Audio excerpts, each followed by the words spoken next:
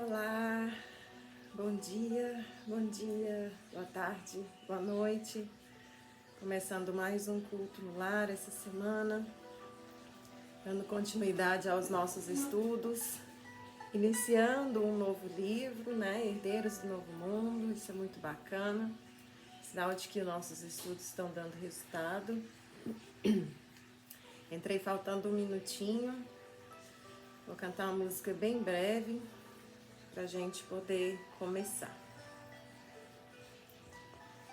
Amor, amor, amor, amor, ser cristão é ter amor, ama seu próximo como Deus te ama, Deus é amor, Deus é amor.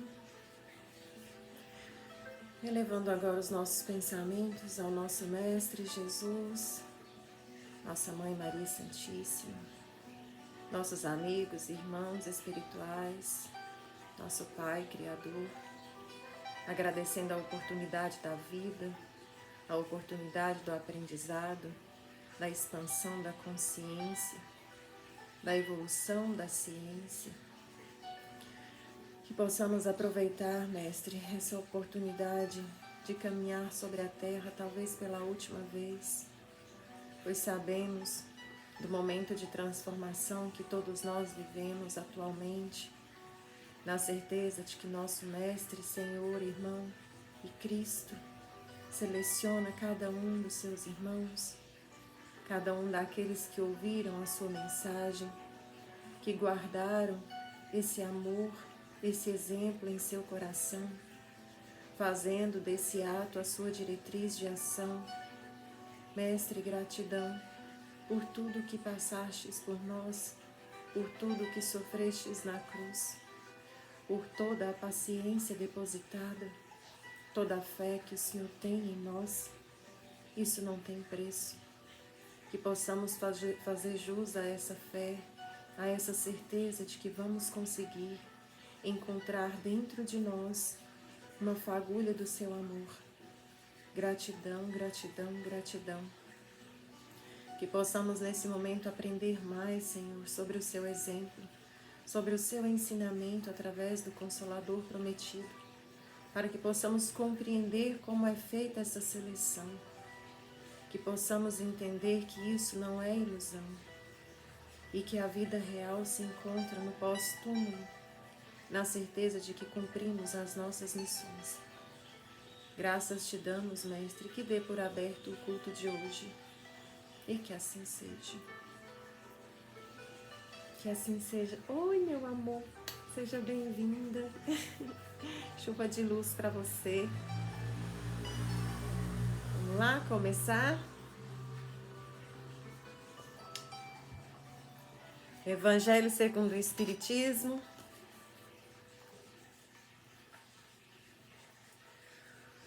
Nós começaremos hoje no capítulo 17, Sede Perfeitos, o homem de bem. O verdadeiro homem de bem é aquele que pratica a lei de justiça, de amor e de caridade em sua maior pureza.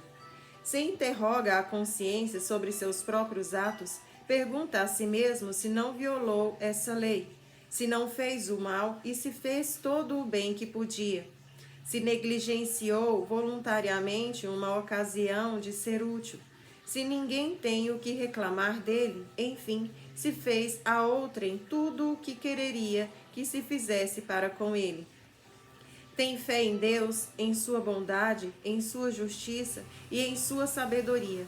Sabe que nada ocorre sem sua permissão e se submete em todas as coisas à sua vontade. Tem fé no futuro, por isso coloca os bens espirituais acima dos bens temporários.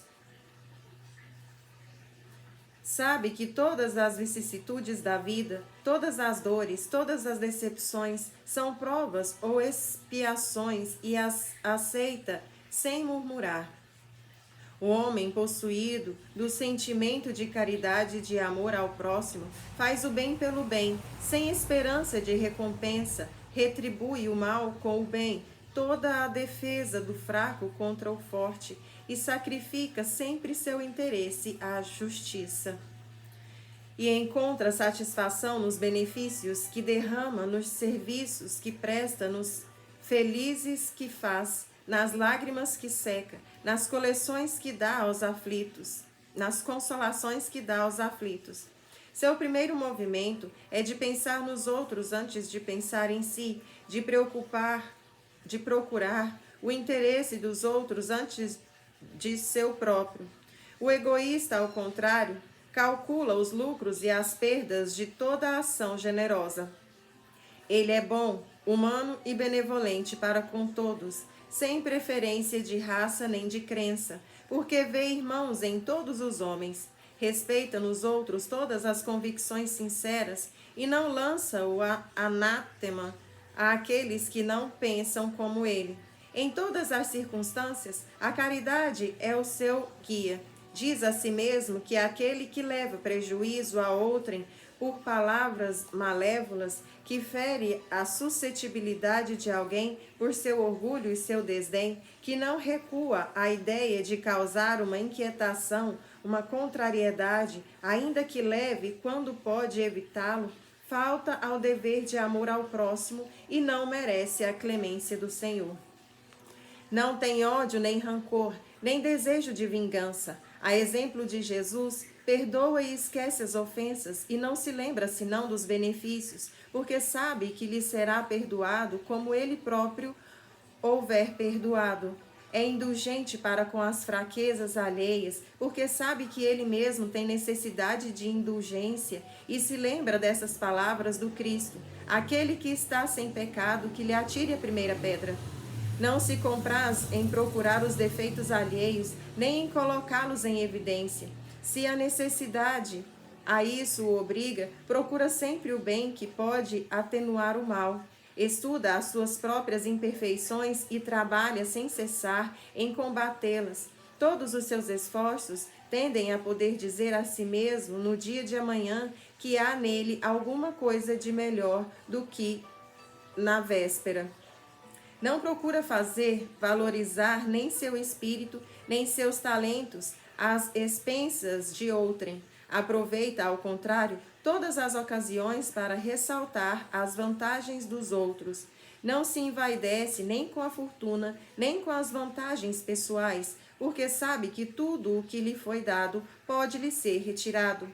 Usa, mas não abusa, dos bens que lhe são concedidos, porque sabe que é um depósito do qual deverá prestar contas e que o emprego, o mais prejudicial para si mesmo, é de fazê-los servir à satisfação de suas paixões.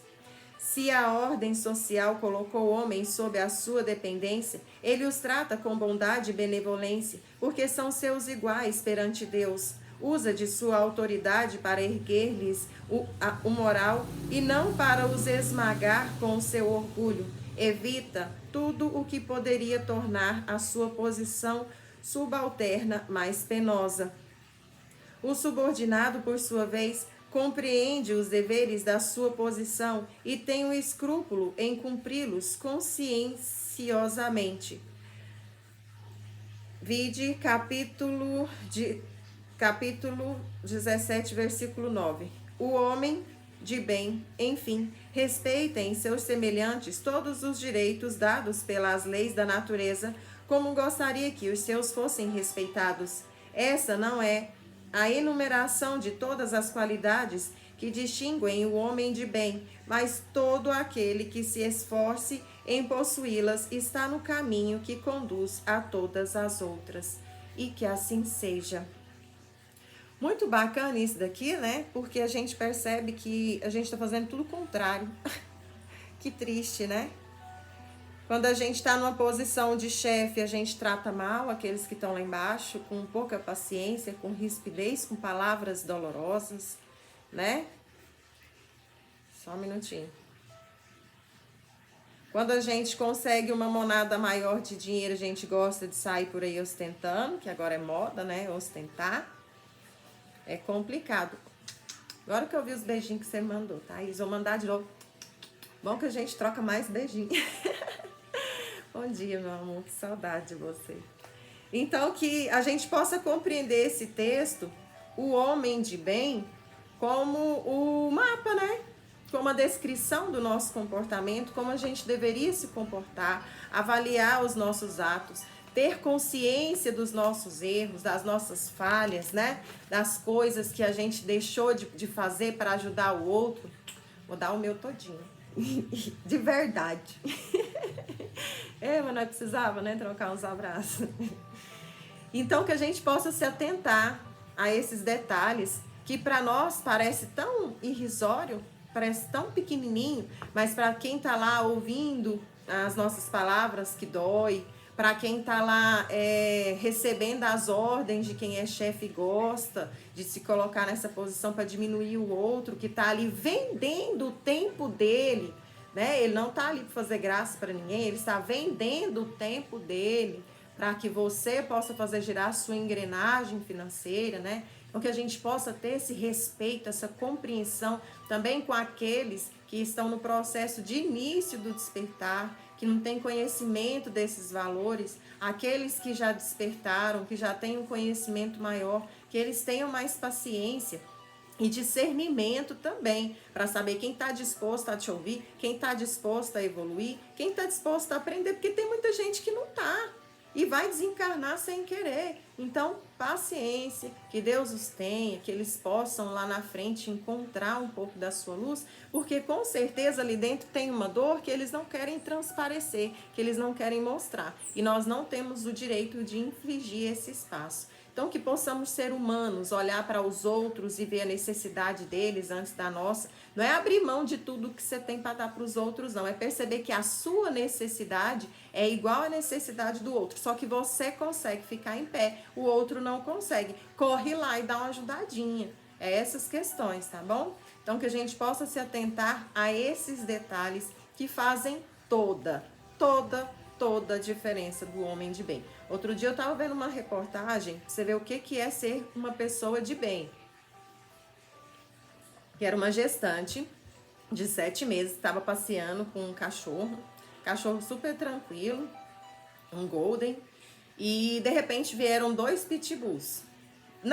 Assim, para quem fez a matéria, colocou como se os pitbulls estivessem atacando ela e o golden. Só que o pitbull, quando ele ataca, gente, não tem espaço para sobreviver, não. Então, os dois estavam ali querendo brincar mesmo, ficou rodando ao redor da mulher, pulava no cachorro, até porque a mulher abraçou os pitbulls para segurar ele, pitbull não deixa ser abraçado. Então, foi assim, uma situação mesmo de mal entendido, que os cachorros não estavam agindo de forma violenta, não.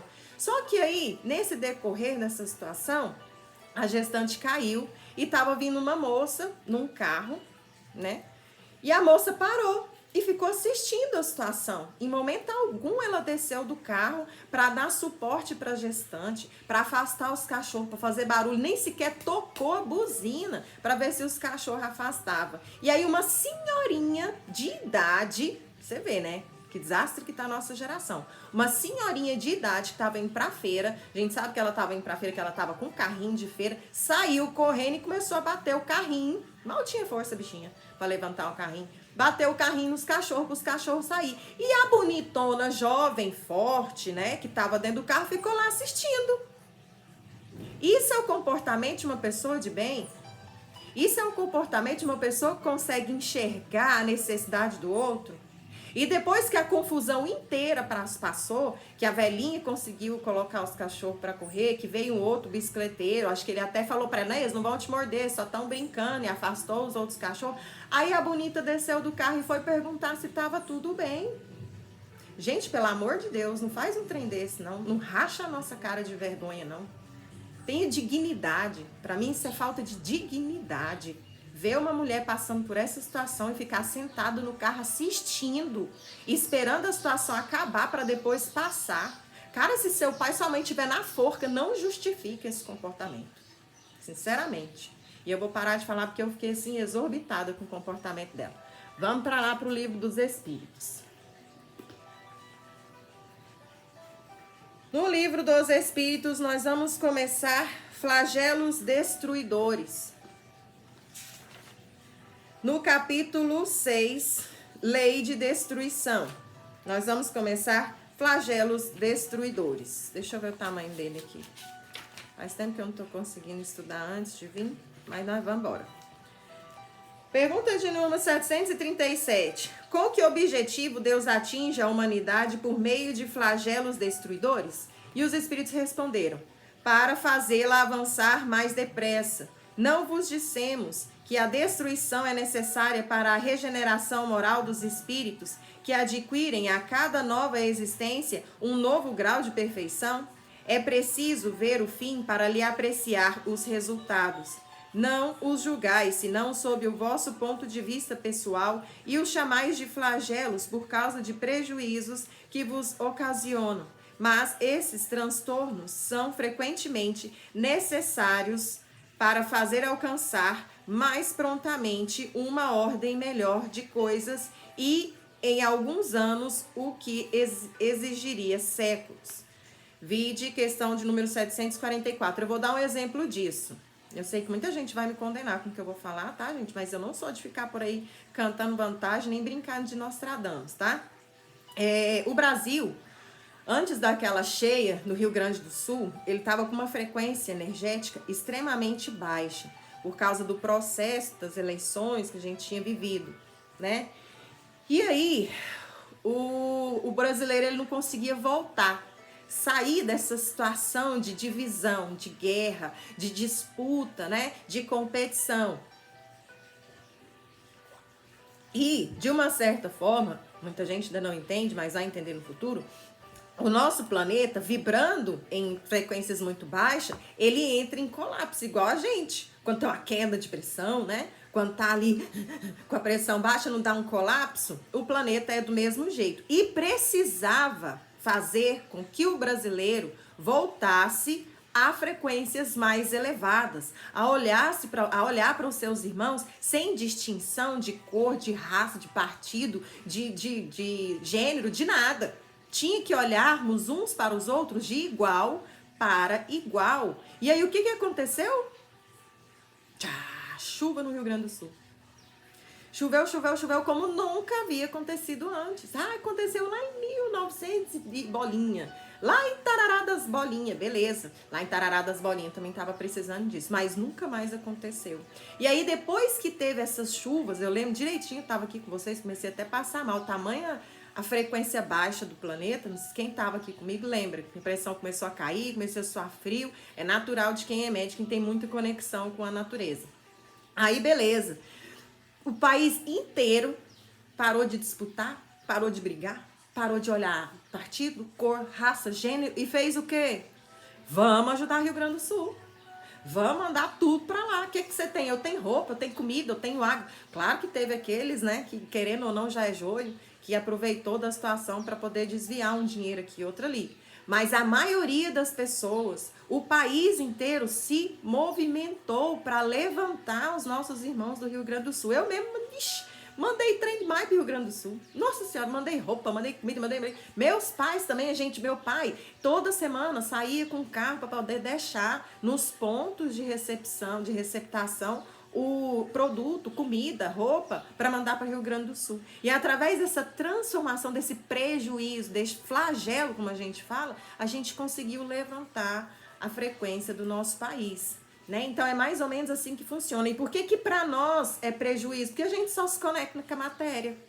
A gente não consegue ver o que acontece por trás disso. O quanto a gente ganhou, o quanto o nosso país reavivou. Vocês podem ver que até o processo de chuva está mais tranquilo, de seca está mais tranquilo, de incêndio está mais tranquilo. E tudo isso reflete. A nossa frequência reflete no andamento do planeta, do país, da natureza e de tudo mais, beleza?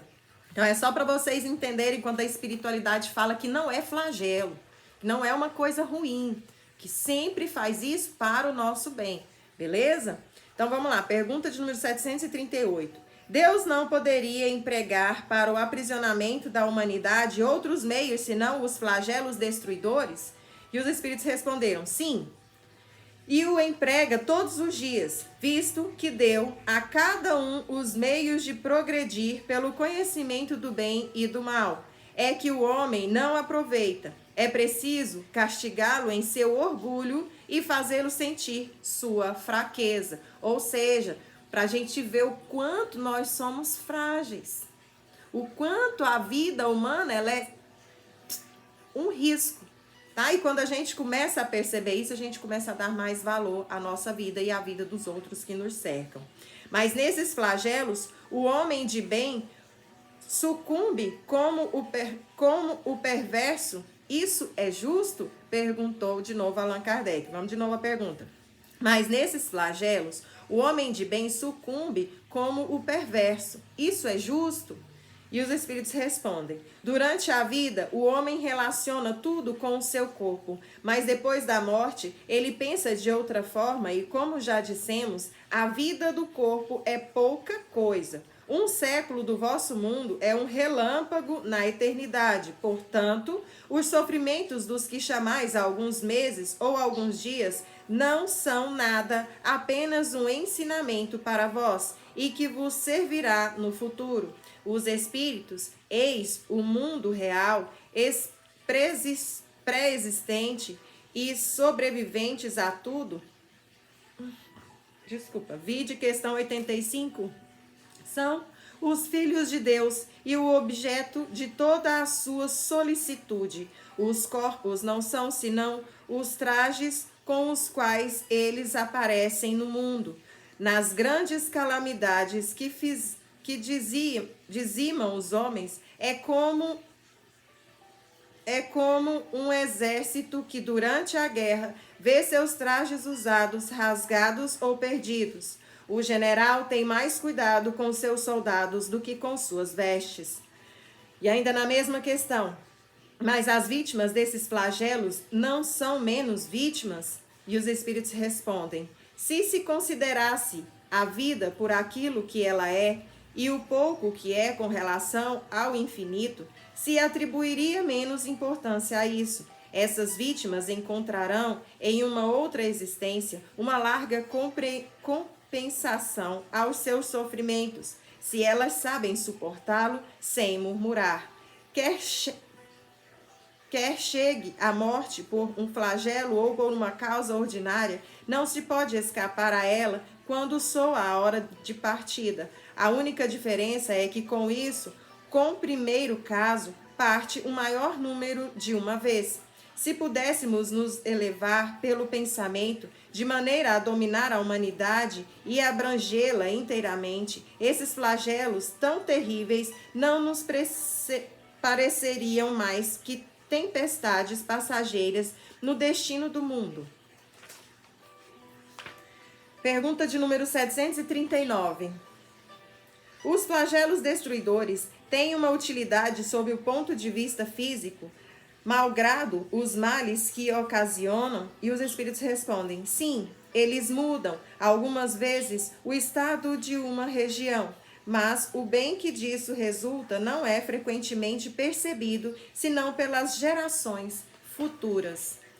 Pergunta de número 740. Os flagelos não seriam igualmente para o homem provas morais que o submetem às mais duras necessidades? E os espíritos respondem: os flagelos são provas que fornecem ao homem a ocasião de exercitar sua inteligência, de mostrar sua paciência e sua resignação à vontade de Deus, e o orientam para demonstrar seus sentimentos de abnegação, de desinteresse e de amor ao próximo, se ele não está mais dominado pelo egoísmo. E a última pergunta deste capítulo, 741. É dado ao homem conjurar os flagelos que o afligem? E os espíritos respondem: sim, de uma parte, mas não como se pensa, geralmente. Muitos flagelos são resultado da sua imprevidência. À medida que ele adquire conhecimentos e experiência, pode conjurá-los, quer dizer, preveni-los, e sabe procurar-lhes as causas. Mas, entre os males que afligem a humanidade, há os gerais que estão nos desígnios da providência e dos quais cada indivíduo recebe mais ou menos a repercussão.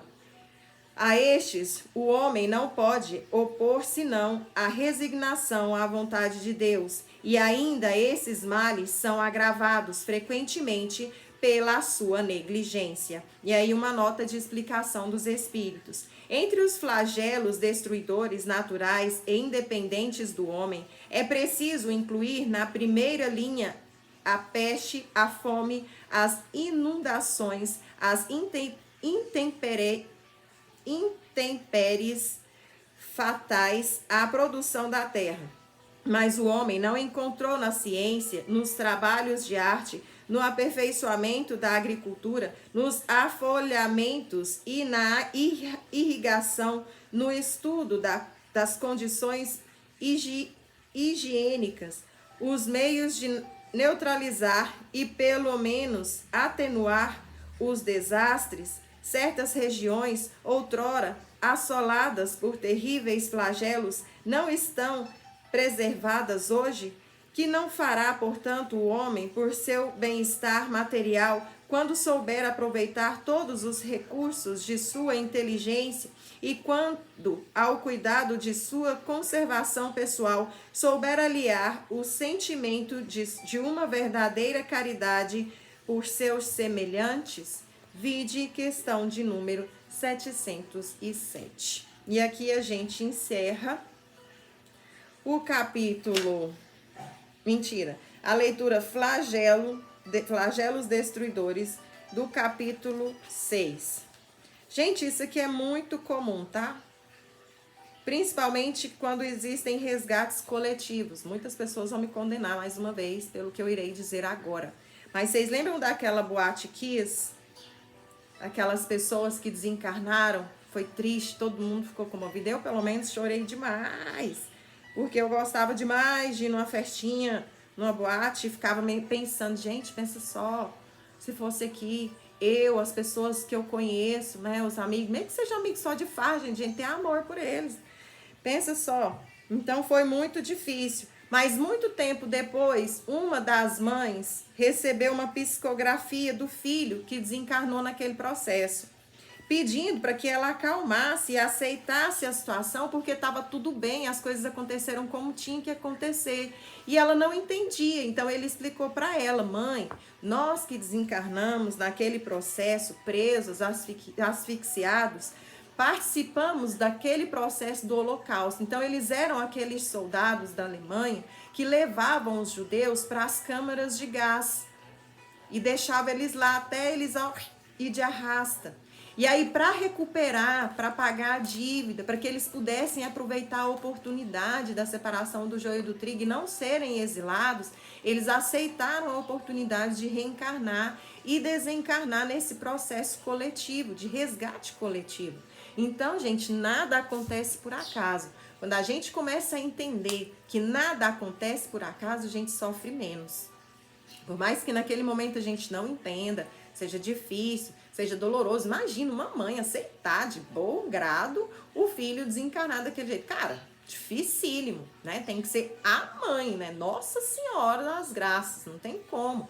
Dói. Mas com o passar do tempo, a compreensão vem, a explicação vem, né? A gente começa a entender a nossa posição, sai daquela posição de vítima que a gente gosta de se colocar e percebe que a gente está até colaborando com uma obra divina.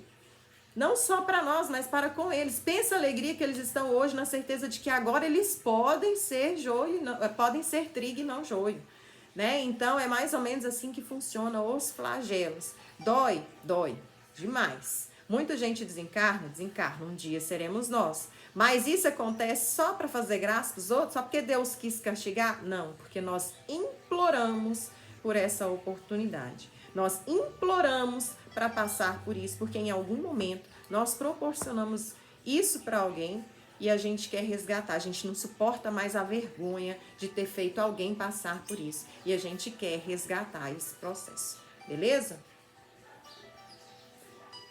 Vamos lá então para o nosso tapa na cara semanal? Já estourei meu tempo, né? Estou tão indisciplinada com o meu tempo. Hoje nós vamos de Chico Xavier e suas mensagens no Anuário Espírita.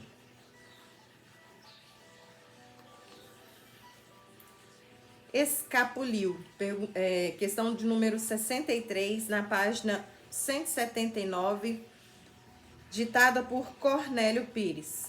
Ter dinheiro encerrava Bino França. Uma sessão no centro Irmã Zumira. É caminhar na treva a que se atira quem se entrega no mundo à vida mansa. Amanhã direi, mas contra a finança. Nisso, no João, da mata funga, vira e diz que um tio dele, em Jandaíra, falecera deixando grande herança. Bino fala em renúncia permanente. Não deseja o dinheiro do parente. Mostra a luz da pobreza. Explica e ensina. Depois foi visitar o tio morto. Ganhou milhões, fazenda, reconforto. E ninguém mais viu. França na doutrina. Aê, 1972. Isso é um poema, né? Que conta aí como que funciona o comportamento da gente quando ganha muito dinheiro, né? Colocaram aqui o João, mas todos nós nos comportamos dessa forma. A gente realmente só busca doutrina, só busca apoio de Cristo quando a gente tá mal, né? Quando tá difícil, quando a cruz tá pesada, aí eu tenho fé. Aí eu oro todo dia, né? Aí eu oro antes de dormir, a hora que eu acordo, antes de comer. Pro menino que tropeçou, ele perdeu o tampão do dedo, aí eu tô orando pra todo mundo. Mas se eu tô bem, tô feliz, me sinto completo por cima da carne seca, nem olho pro lado. É assim que nós nos comportamos. Que possamos nos atentar, né, do nosso comportamento quando nós estamos numa situação difícil e nos atentar também aos nossos comportamentos quando nos encontramos no privilégio, para que a gente possa ser quem realmente somos em ambos os lugares e que possamos valorizar, porque a vida é feita em ondas, né? Uma hora eu tô lá em cima, outra hora eu tô lá embaixo. Então, se eu tô aqui em cima, que eu posso saber aproveitar, valorizar, economizar, né? Para que a hora que eu estiver lá embaixo, eu tenha forças para subir novamente, porque a vida ela não é contínua, ela é em ondas. Então, se eu tô aqui embaixo, tô subindo uma hora, eu vou descer novamente. Beleza? Vamos lá? Fazer o nosso culto, nossa prece para gente ir para o momento de estudo. Agradecendo a oportunidade do estudo, a oportunidade do aprendizado. Agradecendo aos amigos, aos parceiros de trajetória, de corrida, de dores que nos acompanham, Mestre. Que a sua luz possa se estender à casa de cada um deles, levando luz, amor, paz e equilíbrio. Que a sua palavra possa fazer parte da rotina deles. Que os aprendizados aqui ditos pelo Senhor, através da minha voz, possa entrar no coração deles, Mestre, com força, com determinação, mostrando para eles o verdadeiro caminho, que é o amor ao próximo, a caridade e o amor próprio, o respeito por suas dores e, acima de tudo, a avaliação de seus valores. Que a luz da nossa Mãe Maria Santíssima possa ser a estrela guia de cada um, em qualquer circunstância, Pai.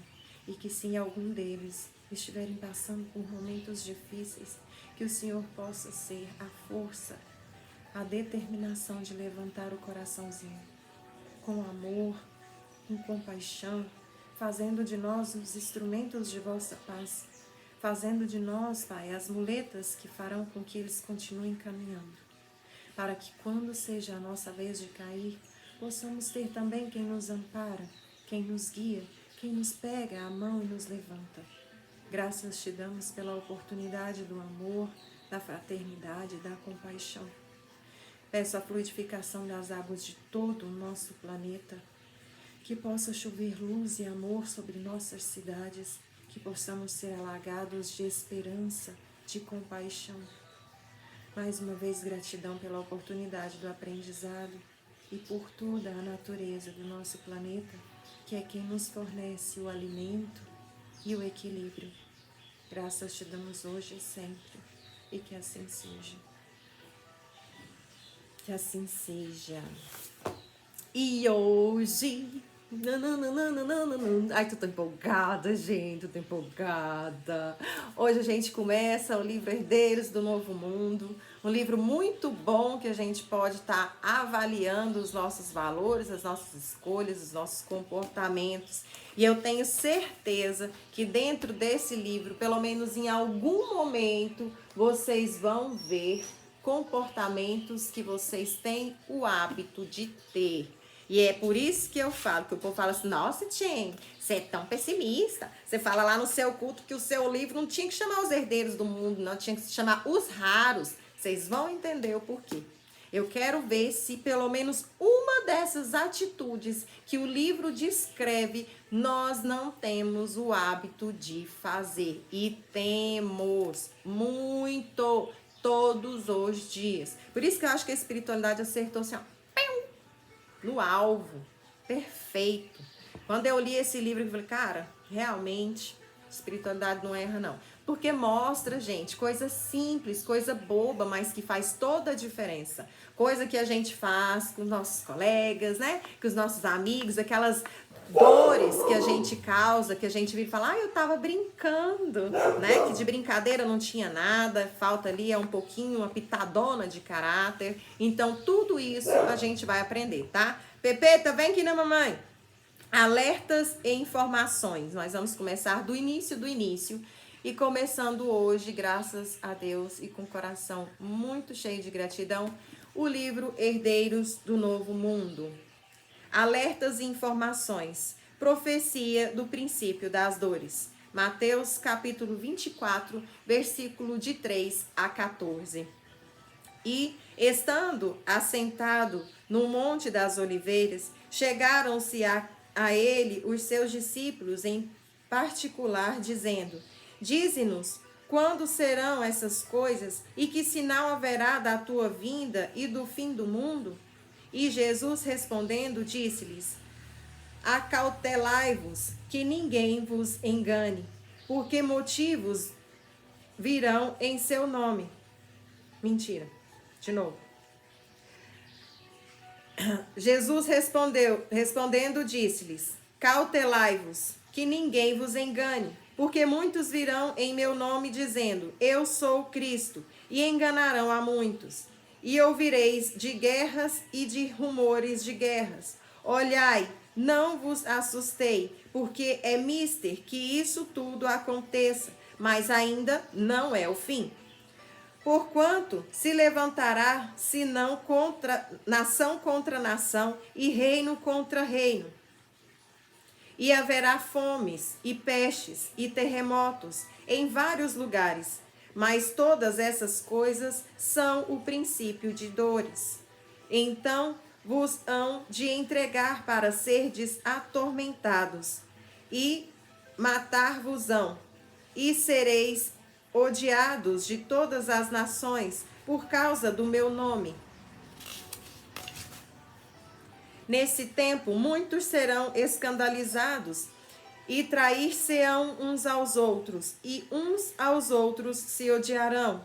E surgirão muitos falsos profetas, e enganarão a muitos. E por se multiplicar a iniquidade, o amor de muitos esfriará. Mas aquele que preservar até ao fim será salvo. E este evangelho do reino será pregado em todo o mundo, em testemunho a todas as nações, e então virá o fim. Isso são palavras do nosso mestre Jesus, né? Quem já leu a Bíblia sabe que tá lá a passagenzinha. E agora a gente vai fazer a leitura do livro que interpreta essa situação. A reunião mediúnica prosseguia normalmente com o atendimento de inumeráveis entidades aflitas, carregadas de angústias e dores, semeadas por condutas desajustadas na velha fieira dos erros, próprios da imaturidade.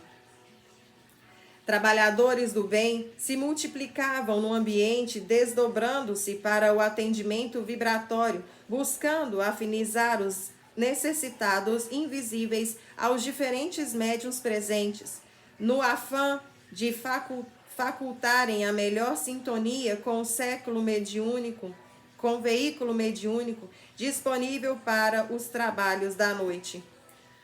Os minutos corriam céleres, enquanto as entidades que dirigiam os trabalhos confabulavam discretamente no sentido de consolidar as atitudes mais apropriadas para a condição das tarefas variadas que a reunião mediúnica impunha nos diversos âmbitos que o amparo vibratório exigia. Com a sua costumeira simpatia, o espírito Bezerra de Menezes observava sereno. Nesta noite, Ribeiro, estamos conseguindo uma melhor integração fluídica a favorecer o amparo de emergência de nossos irmãozinhos infelizes. As dores têm se multiplicado e nem sempre os encarnados se dão conta do seu tamanho e da imensidade do serviço. Ouvindo-lhe as palavras suaves, Ribeiro, o dirigente espiritual da instituição e coordenador direto dos trabalhos, respondeu atencioso: é verdade, caro doutor. Nossos maiores esforços têm sido no amadurecimento dos companheiros encarnados para que suas vidas pessoais, fora do centro, guardem coerência com o que aprendem e vivenciam aqui, possibilitando que as forças luminosas os protejam dos ataques inferiores, tanto quanto os abasteçam de equilíbrio para serem fontes de amparo e luz aos perdidos e infelizes. Por isso, quando o grupo dos encarnados está consciente de que os planos físicos e espirituais estão associados um ao outro como uma só expressão da verdade, passamos a contar com maior equilíbrio de seus membros e a tarefa de auxílio se torna mais eficaz. Então aqui já começa a história, para você ver que esse livro não puxa saco de ninguém, contando aí que até nós que tem entendimento, que estuda sobre a espiritualidade, espiritismo, que faz trabalho mediúnico, está sujeito a ser reprovado. E que vivemos sempre ali, ó, entre a loucura e a lucidez. Porque dentro do centro nós somos santos, fora do centro só Deus, né? Então, vamos que a verdade aqui vai acontecer e bater na cara de muita gente. Vamos lá. Realmente, Ribeiro, quando o encarnado deixa de ser apenas o cumpridor do horário, um instrumento mecânico do receber espíritos, há uma integração mais profunda com o trabalho do bem e nossos esforços rendem mais e melhor, a benefício daqueles próprios. Mal sabem nossos irmãos que dentre as mais de 500 entidades que estão aqui hoje para o intercâmbio mediúnico direto ou para serem esclarecidas em grupos comuns, aproximadamente a terça parte está diretamente ligada aos próprios trabalhadores ou a seus familiares. E quando se dispõe ao trabalho devotado e sem artificialismo, quando são sinceros e autênticos consigo mesmos e com as ideias que abraçam, amplificam os benefícios e se veem beneficiados igualmente. Vendo que as horas se adiantavam, Ribeiro observou respeitoso: querido doutor, de acordo com o seu plano de trabalho, já envolvemos a mediunidade de Alberto para que suas palavras possam se fazer ouvir aos membros do grupo segundo o seu desejo. Obrigada, meu amigo. Creio que será importante que nossos irmãos escutem com os ouvidos da carne alguns alertas importantes para essa hora. A reunião, como de costume, caminhava para o encerramento depois que as últimas entidades haviam sido recolhidas pelos abnegados servidores do mundo invisível que lá se empenhavam no trabalho sacrificial e abnegado. No momento destinado à palavra final de Ribeiro, o mentor dos trabalhos acercou-se do médium escolhido e, tocando-lhe os centros da sensibilidade, recebeu habitual reação favorável no medianeiro em serviço que, com facilidade, lhe identificou o tônus vibratório já conhecido.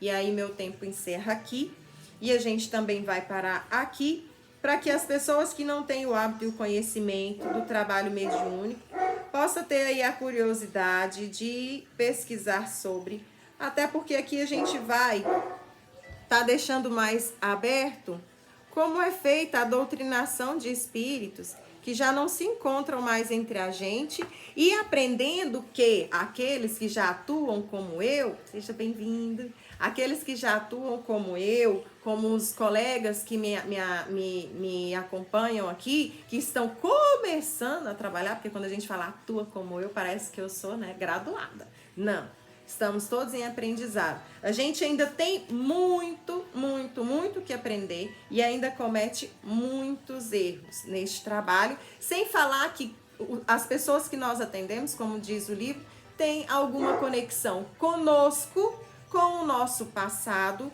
ou com os nossos amigos e familiares, ou seja, todo o trabalho mediúnico realizado, os espíritos que ali se aproximam têm alguma conexão conosco. A gente está consertando e resgatando erros do nosso pretérito, tá? Então, nós que somos médicos, quando vamos sair de casa e poder fazer um trabalho, não vai achando que você é o cara, não. Porque muitas das vezes você tá ali resolvendo uma treta que é sua. E aí você acha que o espiritinho que tá lá sendo doutrinado, não conheço, não. Isso aqui aparece, de todo lugar do mundo parece um espiritinho que tá, mas esse espiritinho não veio aqui por acaso. Beleza? Um beijo no coração de vocês. Até semana que vem. Agradeço a oportunidade de estar com vocês mais uma vez e agradeço a todos vocês que nos acompanham toda semana. Gente, um beijo no seu coração, bom feriado, bom descanso e até semana que vem. Tchau, tchau.